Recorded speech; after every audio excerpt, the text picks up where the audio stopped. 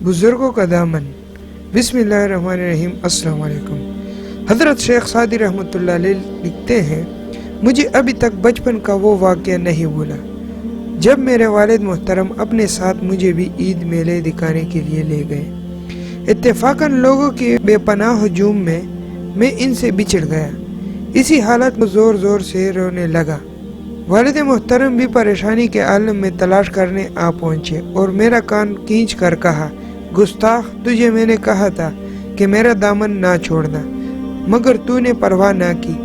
बचपन का ये वाक़या मेरी ज़िंदगी में रहनुमाई करता है, और जो बुजुर्गों का दामन छोड़ता है वो दुनिया के मेले में भटक जाता है। एक और वाक़या, अल्लाह वालों का तरीका। हज़रत हकीमुल अलामत मौलाना तानवी रहमतुल्लाह अलैह के उस्ताद मुकर्रम हज़रत मौलाना सैयद अहमद साहब देहलवी रहमतुल्लाह अलैह की बचपन में यह हालत थी कि जब खेल में लड़के इनको गालियां देते थे तो जवाब में एक गालियां ना देते थे। बस बड़ा जवाब ये था कि तुम ही ऐसे होगे। क्या मज़े का जवाब है। और ये भी बचपन में था कि इतना जवाब दे देते थे और बाद में इतना भी ना देते। ये तरीका रहा अहले अल्लाह का। अगर वीडियो अच्छी लगी हो तो लाइक करें, शेयर करें और कमेंट सेक्शन में अपनी कीमती राय का इजहार ज़रूर दें। और हमारे चैनल को सब्सक्राइब करें ताकि मज़ीद अच्छी वीडियोस आप हमारी देख सकें। मिलते हैं नई वाक़े के साथ, तब तक की इजाज़त दीजिए। अल्लाह हाफ़िज़। दुआओं में याद रखें। खुश रहें, आबाद रहें।